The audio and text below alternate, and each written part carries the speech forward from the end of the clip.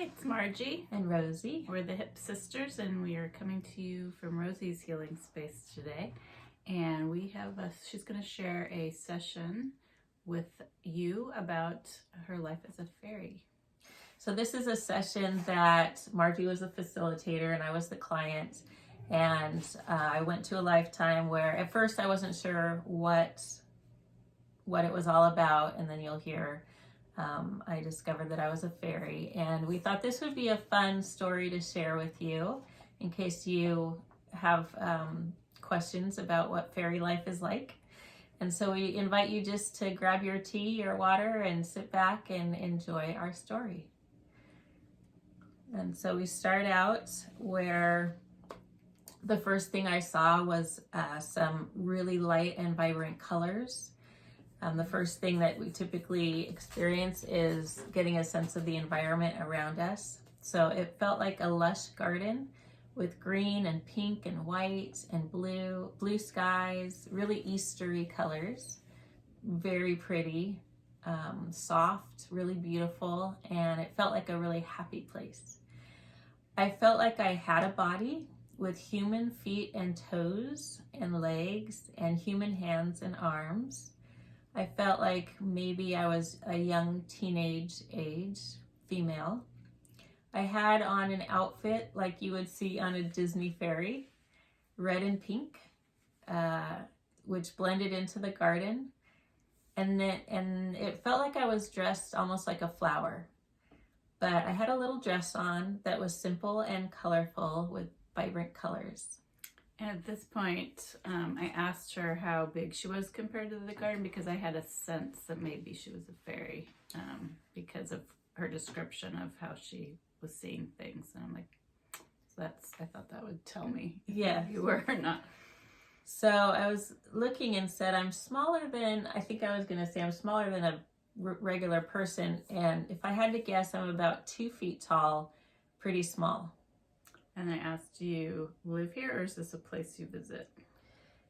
I don't know, but I love it here. It's really, really pretty. It smells good, and I love all the colors. There's lots of birds and animals. It's very peaceful, like everybody gets along, all the different creatures. There are bunnies, and it's a happy place. It's very light, too. I feel like everything is kind of light and bouncy. I think I can fly too. I can kind of float. I feel very light. I can float around, which is fun. I think I have wings.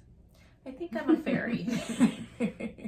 I think I can be different sizes. I can be really small, or I can be as big as I am, or I can be bigger. I don't really feel like being any bigger because I like being with the animals. And so this is a good size. Or sometimes smaller if I want to play with the flowers, and then I'd be really small. And is there anything more important about this scene? I'm in an area in the garden that I really like, but the gardens are very vast, and there's also a big lake. It's really pretty. There's others like me, and there's lots of animals and birds too. And the sky is really pretty. I like the blue sky and all the puffy clouds. It's almost always this pretty here. And I don't know if it was after this session, but I have found myself just gazing at the sky with a different appreciation. Or just more often, and just thinking, it's so pretty. So I think something was awakened noticing it more after. Yeah, I don't know that I really noticed the sky all that much before. So I'm wondering because you're describing this garden that you love, I'm wondering if you have a particular job you're supposed to do, or I'm trying to find out why you're there. What I'm doing. Yeah. Well, I keep up the morale of the animals. I sometimes think of games for us to do, and I think it helps the animals get along. If I'm happy and playing with them, then they're happier, and I think it helps keep the spirits of the garden up. And so we have a lot of fun. So can all the animals see you? Oh yes, we're all friends, and I love getting really close to them and feeling their fur and petting them and communicating with them and pretending to be them sometimes. Like if there's a bunch of bunnies, I'll get on the ground with them and they're eating, and I'll just be with them like I'm a bunny. Or like the foxes are really fast, and so sometimes I'll run around with them like I'm one of them. It's one of the fun games that I like to do. So can you change shapes or just size? No, just size, but they're not afraid of me, the animals. I don't pose any harm at all. And actually, the animals aren't afraid of each other either, but they kind of keep to their own groups, I would say. But they eat grass and bark and sometimes bugs. The bigger animals pretty much leave the others alone. Or if they cross paths, that's okay too. Like the birds will eat worms, but the foxes won't eat the birds. They'd eat smaller things, but not the bigger animals. So they don't chase each other. They might get fish though from the lake. It's a really beautiful place. It's really beautiful and fun. Can we fly to where you live? I kind of live wherever I want to in this. Well, there's a forest area with lots of trees, and so sometimes I'll sleep in the trees. Sometimes I'll sleep in the plants with the flowers. I'm kind of at home anywhere. This whole place is my home. Do you have any family? I have friends. All the other fairies are my friends. We're all friends with each other. There's a pretty easy knowing about being a different fairy.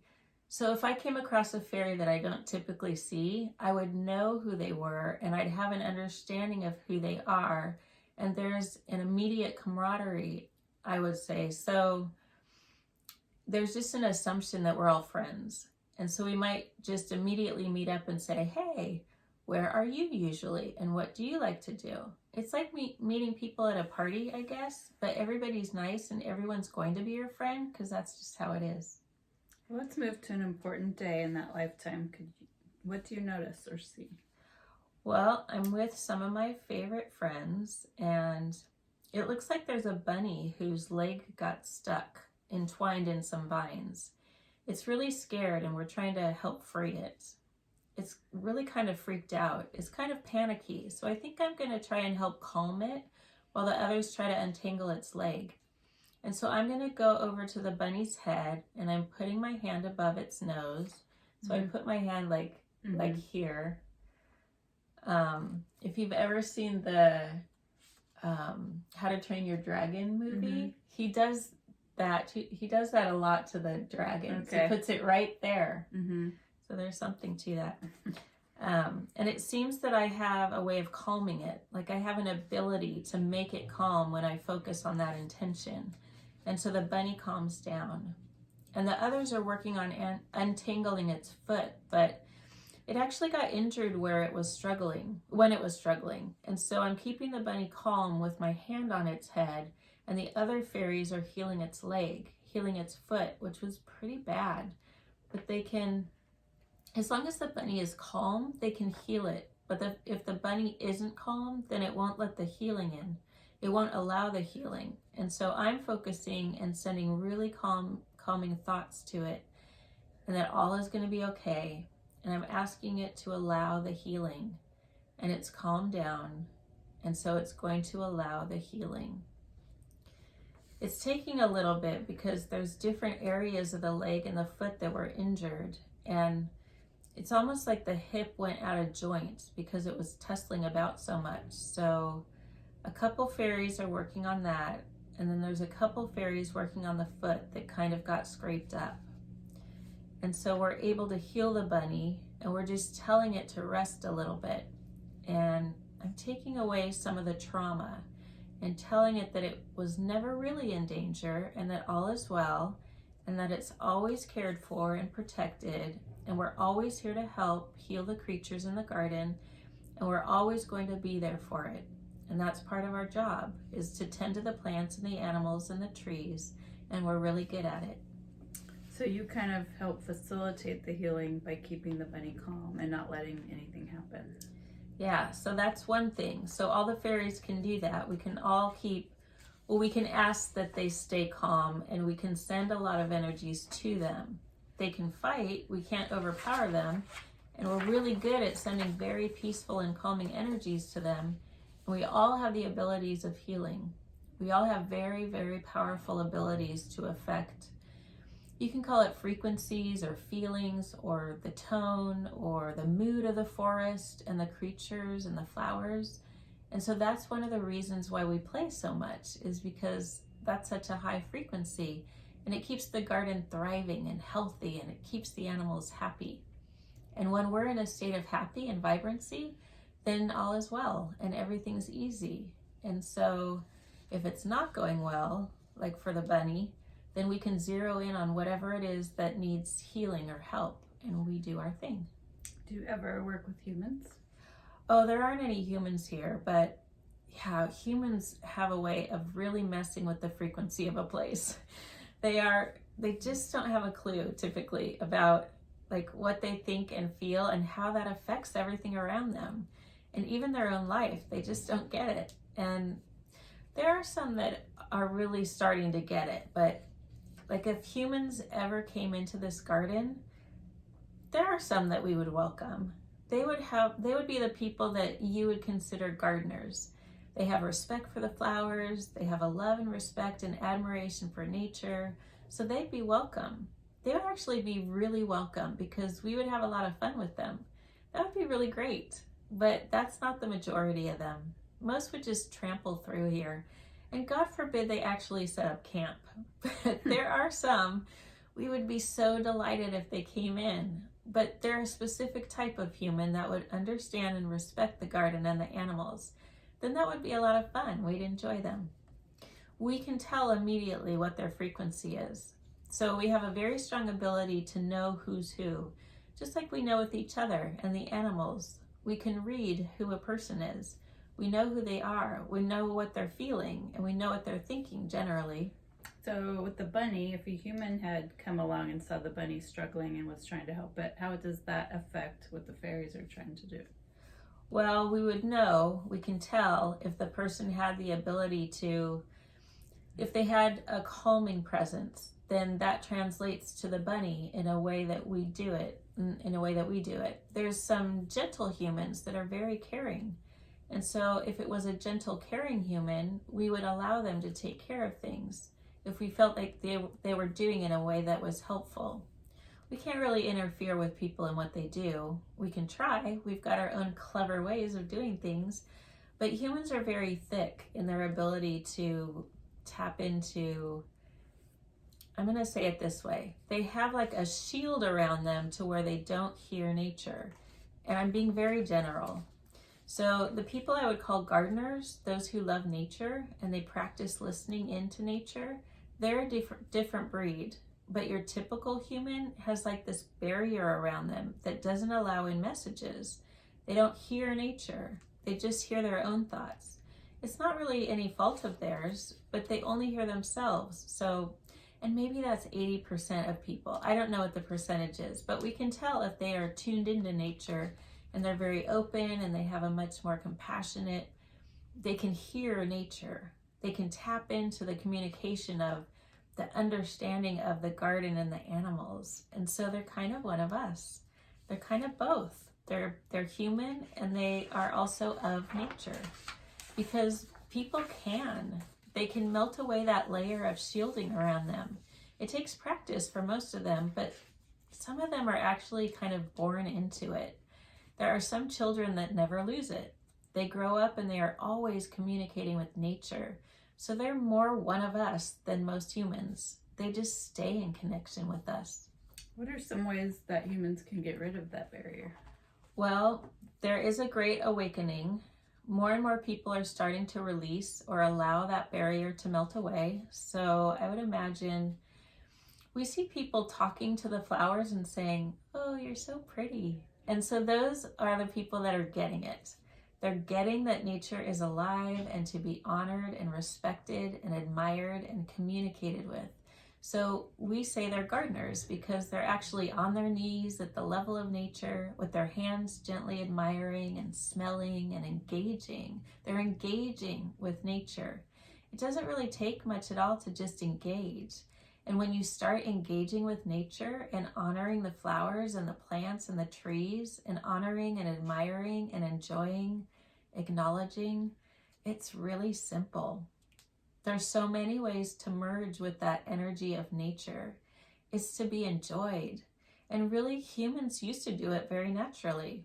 It's only when they started to take their minds off of nature that the barrier started to grow.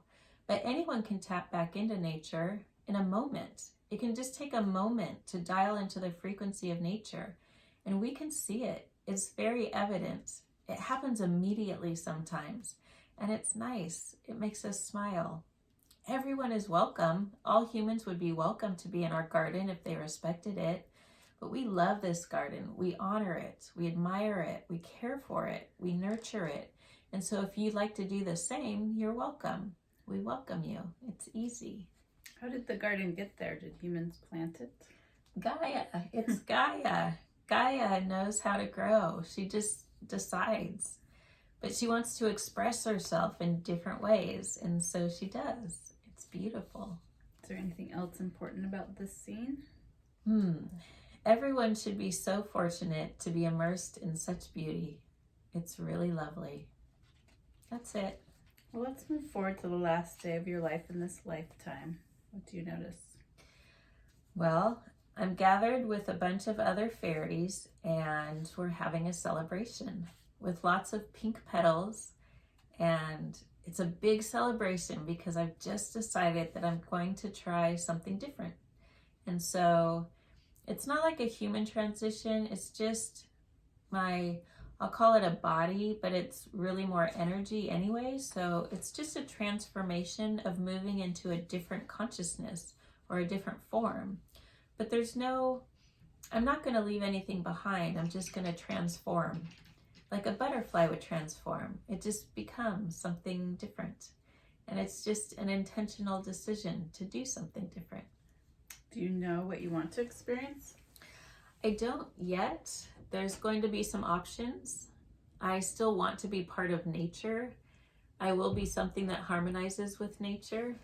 I think I may be some sort of human, but it will be very much still aligned with being part of gardens and trees and nature in a beautiful setting. I don't know. Just to feel the other side of things. So we do get curious about humans, and I've been a fairy for a very long time. So I think I might try to be a gardener. Well, looking back on that life, what do you think the purpose of that lifetime was? Oh, it's just so fun. It's just such a fun thing to be. Wow, what a wonderful, fun, and beautiful thing to experience. Everyone should try it. It's delightful because you can fly and you can be immersed in such beautiful things, and it smells so good in the gardens, and the bunnies are so soft. It's just such a delightful, happy thing to be. What do you think the lesson was? Oh, how beautiful life can be. How beautiful, how delightful, how colorful. It's just experiencing something that feels really wonderful and free and lovely. It's just being in the experience of it. Nice. And so since this experience you had as being a fairy, how has that affected you in this I think life? it awakens the understanding that you can experience life in so many different ways. So many different ways are available. Like I can go on my walks every day and ruminate about, stress or issues, or I can go on my walks each day and look at the nature and just appreciate the trees and be in the delight of it all. It really opened up a different way of feeling my way through life and what I focus on, and that I can choose to delight in it. And there's so many things, there's always, we go through things, we do, but there's always different ways to go through the things. And, the things that are more difficult or challenging in this life, I think are moments, and we don't have to really be defined necessarily by that. We can do what we need to do, but we can also tune into the delights of life, regardless of all the other stuff that we are moving through. And so I have been practicing that, and so there's things to go through in life, but I also intentionally spend a good amount of my time delighting in life and just appreciating the trees and the sky and I find that the more I do that, then the things that I need to go through that aren't necessarily in that high vibe are easier to move through. And I'm in a higher vibration, so the things that do come up that are challenging are just easier to move through. I don't feel like that's defining my life and holding me in a place that I can't get out of. So I have this expanded awareness that life is also wonderful and beautiful and fun. And I can actually, we did a session a little while later, and I was struggling with something that had to do with the people in my house. Mm-hmm. And so you asked my subconscious how I can move through that in a good way. And what came out was be the fairy. Be the fairy who creates more fun in the environment so that it keeps the mood of the environment lighter. And so I know what that means now, and I can practice that, and I do, and it's always effective. And sometimes I completely trip and fail to do that, but then I remember, oh, I can be the fairy and I can do this in a different way. And I just think it's kind of fascinating too that I was awakened to being the fairy and what that means, and that I can do that in a human form with people, and that's so effective. And so when we do these sessions, we don't know where the client's going to go or what they're going to experience, but it's going to be something that pertains to their life today, typically. And so that was something that was awakened for me that I got to experience because it's really helpful in my life now. Yeah, I think it's just a good reminder, and you kind of already said it, and we've said it before, but like the thing I think is so valuable about experiencing these different lifetimes is that you're bringing back the experience of being that, and in a real way, not just like a story someone's telling you, but like you physically feel what that feels like. So when you were in the garden, you felt like the joy of that experience so totally that you can easily then call it back up as a memory. Absolutely. When I think about it, and then when I was writing out this thing, I was tuned back into it, and I was like giddy because that's how it felt as the fairy. It was just joyful. I could have just laughed through the whole session. Yes, it felt like it was a lot of harmony in that lifetime. A lot of harmony. That's a beautiful word for it. And that was part of my job, I think, was to keep the harmony. Keep the harmony with the animals and the environment. And I loved it. It was so fun. And it's funny that you say that, because over the last week or so, that word has been so present with, I even thought that's one thing that I'm going to practice, is being in harmony with myself and the world around me. And I've actually been calling that in, and that's the exact word that I've been using. So, yeah. Okay. Yeah.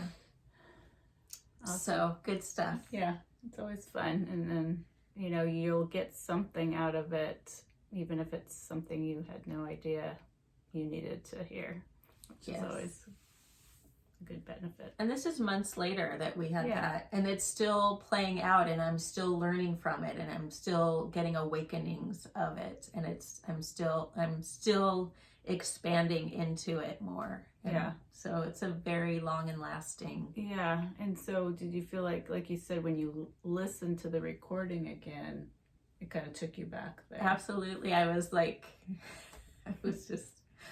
just even now, I just want to laugh, because it was just so fun. It just felt so good. I mean, who wouldn't want to float around flowers and pet the bunnies? And it was just, it was good. Yeah. And so just having that session recording can be healing in itself, because you can go back there at any time, and you're going to have more layers of understanding, and you might have things you didn't hear before. But it also really helps it kind of become more part of your, the fabric of you, that you're kind of owning it that way by hearing it again. You're like, oh yeah, it's just a really good reminder. And some people even will take it farther and like really listen to it like often, and even like as they're going to bed, listen to their session if they're really working on something, because they feel like that's really gonna kind of seal it in, you know. It does. It gets into your pores. It gets into you like merge into that energy of it, and it does get into you. Yeah. Yes. Well, thanks for sharing. It's always good to hear the sessions again, and I hope you guys are inspired by this. Thank you.